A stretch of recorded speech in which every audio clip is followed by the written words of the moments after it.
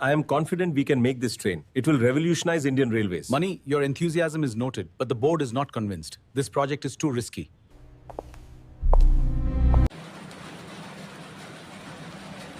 ಒಬ್ರು ಒಂದು ಕನಸು ಕಂಡಿದ್ದರು. ಅವರು ಒಂದಷ್ಟು ವರ್ಷಗಳಿಂದ ಆ ಕನಸನ್ನ ತನ್ನ ಜೊತೆಯಲ್ಲೇ ಕೊಂಡೊಯ್ಯುತ್ತಿದ್ದರು. ಡಾಕ್ಟರ್ APJ ಅಬ್ದುಲ್ ಕಲಾಂ ಅವರ ಒಂದು ಮಾತು ಆ ವ್ಯಕ್ತಿಗೆ ಯಾವಾಗಲೂ ಪ್ರೇರಣೆಯಾಗಿತ್ತು. ನಿದ್ದೆಯಲ್ಲಿ ಕನಸು ಕಾಣುವವನಲ್ಲ, ಕಂಡ ಕನಸನ್ನ ನನಸಾಗಿಸದೆ ನಿದ್ದೆ ಮಾಡದವನೇ ನಿಜವಾದ ಸಾಧಕ ಎಂಬ ಈ ಮಾತನ್ನ ಅವರು ಆಗಾಗ್ಗೆ ನೆನಪಿಸಿಕೊಳ್ಳುತ್ತಲೇ ಇದ್ದರು. ಇಂಡಿಯನ್ ರೈಲ್ವೆಯಲ್ಲಿ 36 ವರ್ಷಗಳ ಸುದೀರ್ಘವಾದ ಸೇವೆಯ ನಂತರ ನಿವೃತ್ತಿಗೆ ಇನ್ನೇನು ಕೇವಲ 2 ವರ್ಷಗಳು ಮಾತ್ರ ಬಾಕಿ ಇರುವಾಗ 2016ರಲ್ಲಿ ಪ್ರಮೋಷನ್ ಆಗಿ ಚೆನ್ನೈ ಇಂಟರ್ಗ್ರಲ್ ಕೋಚ್ ಫ್ಯಾಕ್ಟರಿಯ ಜನರಲ್ ಮ್ಯಾನೇಜರ್ ಆಗ್ತಾರೆ. ಆ ವ್ಯಕ್ತಿ ಸುಧಾಂಶು ಮಣಿ. ಅವರು ಕಂಡ ಕನಸು, ಪಟ್ಟ ಪರಿಶ್ರಮ ಮುಂದೆ ಭಾರತದಲ್ಲಿ ರೈಲ್ವೆ ಪ್ರಯಾಣಕ್ಕೊಂದು ಹೊಸ ಆಯಾಮವನ್ನು ಕೊಡುತ್ತದೆ. ಅವರು ಕಂಡ ಆ ಕನಸು ನಾ ಕಂಡಂತೆ ನಿಮ್ಮ ಮುಂದೆ.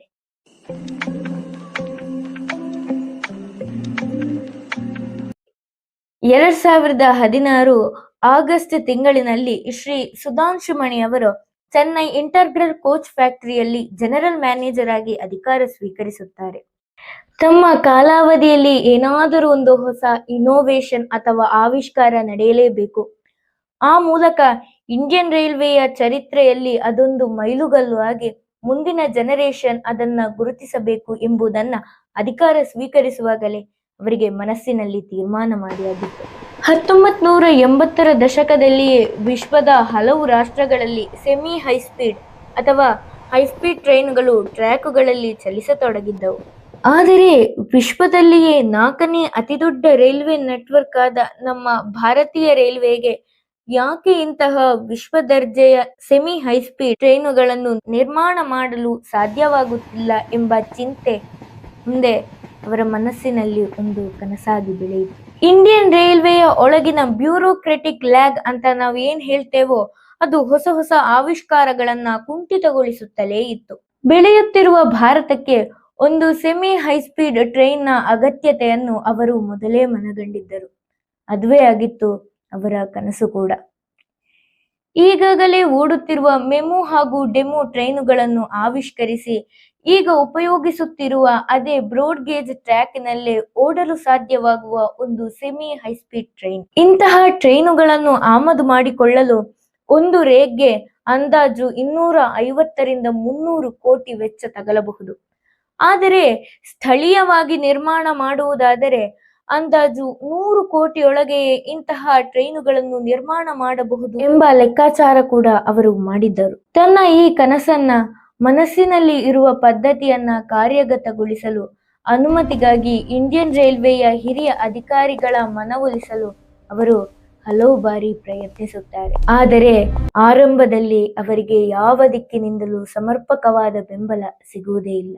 ಅವರು ತನ್ನ ಮೇಲಧಿಕಾರಿಗಳನ್ನು ಮನವೊಲಿಸಲು ಇನ್ನೂ ಒಂದು ಹೆಜ್ಜೆ ಮುಂದೆ ಹೋಗಿ ಈ ಪದ್ಧತಿ ಏನಾದ್ರೂ ಪರಾಜಯಗೊಂಡಲ್ಲಿ ಇದರ ಸಂಪೂರ್ಣ ಜವಾಬ್ದಾರಿ ನಾನೇ ಹೊರುತ್ತೇನೆ ಎಂಬ ಭರವಸೆಯೂ ಕೊಡ್ತಾರೆ. ಹೀಗೆ 2017ರಲ್ಲಿ ಮೇಕ್ ಇನ್ ಇಂಡಿಯಾ ಯೋಜನೆ ಅಡಿಯಲ್ಲಿ ಕೊನೆಗೂ 2 ಸೆಮಿ ಹೈಸ್ಪೀಡ್ ರೇಕುಗಳ ನಿರ್ಮಾಣ ಅನುಮತಿ ಅವರಿಗೆ ದೊರಕುತ್ತದೆ. ಮುಂದೆ ನಿರ್ಮಾಣವಾದದ್ದು ಅವರು ಕನಸು ಕಂಡಿದ್ದ ಆ ಮೈಲುಗಲ್ಲು. ICF ನ ಒಂದಷ್ಟು ಉತ್ಸಾಹಿ ಇಂಜಿನಿಯರ್ಗಳು ಹಾಗೂ ಕಾರ್ಮಿಕರನ್ನ ಸುಧಾಂಶು ಮಣಿ ಅವರು ಈ ಕೆಲಸಕ್ಕೆ ನಿಯೋಗಿಸುತ್ತಾರೆ. ಆವಿಷ್ಕಾರ, ವಿನ್ಯಾಸ, ಅವಿರತ ಪ್ರಯತ್ನ. ಹೀಗೆಯೇ ಕೇವಲ 18 ತಿಂಗಳುಗಳೊಳಗೆ 2 ರೇಖೆಗಳ ನಿರ್ಮಾಣ ಪೂರ್ಣಗೊಳ್ಳುತ್ತದೆ. 2018ರಲ್ಲಿ ಪೂರ್ತಿಗೊಳ್ಳುವ ಕಾರಣ ನಿರ್ಮಾಣದ ಹಂತದಲ್ಲಿ ಈ ಶ್ರೇಣಿಯ ಟ್ರೈನುಗಳಿಗೆ ಅವರು ಕೊಟ್ಟ ಹೆಸರು ಟ್ರೈನ್ 18 ಎಂಬುದಾಗಿತ್ತು. ಟೆಸ್ಟ್ ರನ್ ನಲ್ಲಿ ಗಂಟೆಗೆ 183 ಕಿಲೋಮೀಟರ್ಗಳಷ್ಟು ವೇಗ ಗಳಿಸುತ್ತದೆ ಈ ಟ್ರೈನ್. ಇದರ ಪರಮಾವಧಿ ಆಪರೇಟಿಂಗ್ ಸ್ಪೀಡ್ ನಮ್ಮ ಟ್ರ್ಯಾಕುಗಳ ಸಾಮರ್ಥ್ಯಕ್ಕೆ ಹೊಂದಿಕೊಂಡು 160 km/h ಆಗಿ ನಿಗದಿಪಡಿಸಲಾಗುತ್ತದೆ. ಮುಂದೆ ಉದ್ಘಾಟನೆಗೊಳ್ಳಬೇಕಾದರೆ ಪ್ರಧಾನಮಂತ್ರಿಯವರ ಆಫೀಸ್ ಈ ಶ್ರೇಣಿಯ ರೈಲುಗಳಿಗೆ ವಂದೇ ಭಾರತ್ ಎಂಬ ಅರ್ಥಗರ್ಭಿತವಾದ ಹೆಸರನ್ನ ಶಿಫಾರಸು ಮಾಡ್ತದೆ. ಹೀಗೆ ಟ್ರೈನ್ 18 ವಂದೇ ಭಾರತ್ ಎಂಬುದಾಗಿ ಮುಂದೆ ಗುರುತಿಸಲ್ಪಡುತ್ತದೆ. ಭಾರತದ ಮೊದಲ ವಂದೇ ಭಾರತ್ ಸರ್ವಿಸ್ ನ್ಯೂಡೆಲ್ಲಿ ಹಾಗೂ ಪ್ರಧಾನಮಂತ್ರಿಯವರ ಲೋಕಸಭಾ ಕ್ಷೇತ್ರ ಕೂಡ ಆದ ಪುಣ್ಯ ನಗರಿ ವಾರಣಾಸಿ ಮಧ್ಯೆ 2019 ಫೆಬ್ರವರಿ 15ರಂದು ಪ್ರಧಾನಮಂತ್ರಿ ನರೇಂದ್ರ ಮೋದಿ ಅವರು ಉದ್ಘಾಟಿಸುತ್ತಾರೆ. ಜೊತೆಯಲ್ಲಿ ನಿರ್ಮಾಣವಾದ ಇನ್ನೊಂದು ರೇಕ್ ನ್ಯೂಡೆಲ್ಲಿ ಹಾಗೂ ಶ್ರೀಮಾತಾ ವೈಷ್ಣವ್ ದೇವಿ ಕತ್ರಾ ನಡುವೆ ಅದೇ ವರ್ಷ ಅಕ್ಟೋಬರ್ 3ರಂದು ಉದ್ಘಾಟನೆಗೊಂಡು ಸರ್ವಿಸ್ ಆರಂಭಿಸುತ್ತದೆ. ಮುಂದೆ ರೈಲ್ವೆ ಇಲಾಖೆಯ ಆಂತರಿಕ ಸಮಸ್ಯೆಗಳಿಂದಾಗಿ 2 ವರ್ಷಗಳ ಕಾಲ ವಂದೇ ಭಾರತ್ ರೇಕುಗಳ ನಿರ್ಮಾಣ ನಿಂತು ಹೋಗುತ್ತದೆ. ಆದರೆ ಓಡುತ್ತಿರುವ 2 ವಂದೇ ಭಾರತ್ ರೈಲುಗಾಡಿಗಳಿಗೆ ಲಭಿಸಿದ ಅಭೂತಪೂರ್ವವಾದ ಸ್ವೀಕಾರದಿಂದ 2021ರಲ್ಲಿ ಸರ್ಕಾರ ಮುತುವರ್ಜಿ ತೆಗೆದು ಮತ್ತೆ ನಿರ್ಮಾಣಕ್ಕೆ ಚಾಲನೆ ಕೊಡುತ್ತದೆ. ಭಾರತದಲ್ಲಿ ರೈಲ್ವೆ ಪ್ರಯಾಣಕ್ಕೊಂದು ಹೊಸ ಆಯಾಮ ಹಾಗೂ ದಿಕ್ಸೂಚಿಯನ್ನು ಕೊಟ್ಟ ವಂದೇ ಭಾರತ್ ಟ್ರೈನುಗಳು ವೇಗದಲ್ಲೂ ಆರಾಮ ಹಾಗೂ ಸೌಕರ್ಯದ ದೃಷ್ಟಿಯಿಂದಲೂ ಸಾಧಾರಣ ಜನರನ್ನ ಅತಿವೇಗದಲ್ಲಿ ತನ್ನತ್ತ ಸೆಳೆಯುತ್ತದೆ. ಸಂಪೂರ್ಣವಾದ ಹವಾನಿಯಂತ್ರಿತ ಕೋಚುಗಳು, ಸಿಸಿಟಿವಿ ಕ್ಯಾಮೆರಾಗಳು, ಸ್ವಯಂಚಾಲಿತ ಡೋರುಗಳು, ವಿಶಾಲವಾದ ವಿಂಡೋಗಳು, ಪ್ಯಾಂಟ್ರಿ ಸರ್ವಿಸ್, ಬಯೋ ಟಾಯ್ಲೆಟುಗಳು, ಸೆನ್ಸರ್ ವಾಟರ್ ಟೇಪುಗಳು, ಪ್ರಯಾಣಿಕರಿಗೆ ಅಗತ್ಯದ ಮಾಹಿತಿಯನ್ನು ಕೊಡಲು ಸ್ಕ್ರೀನ್, ಇವೆಲ್ಲವೂ ನಮ್ಮ ದೇಶದಲ್ಲಿ ರೈಲ್ವೆ ಯಾತ್ರಿಕರಿಗೊಂದು ಹೊಸ ಅನುಭವವಾಗಿತ್ತು. ವಂದೇ ಭಾರತ್ನ ಅಭೂತಪೂರ್ವ ಯಶಸ್ಸಿನಿಂದ ಪ್ರೇರಣೆಗೊಂಡ ಸರ್ಕಾರ ದೀರ್ಘ ದೂರ ಪ್ರಯಾಣಕ್ಕೆ ವಂದೇ ಸ್ಲೀಪರ್ ಟ್ರೈನುಗಳನ್ನ ಇದೇ ವರ್ಷ ಟ್ರ್ಯಾಕ್ಗೆ ಇಳಿಸಲಿದೆ. 2047 ಆಗುವಷ್ಟರಲ್ಲಿ ಅಂದಾಜು 4500ರಷ್ಟು ವಂದೇ ಭಾರತ್ ಶ್ರೇಣಿಯ ಟ್ರೈನುಗಳನ್ನು ನಿರ್ಮಾಣ ಮಾಡುವ ಗುರಿ ಸರ್ಕಾರಕ್ಕೆ ಇದೆ.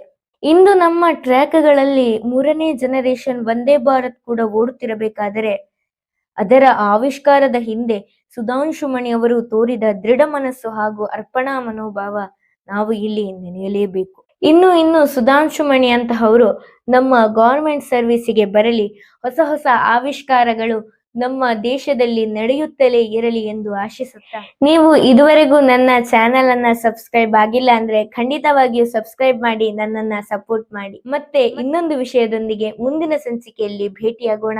ವಂದನೆಗಳು.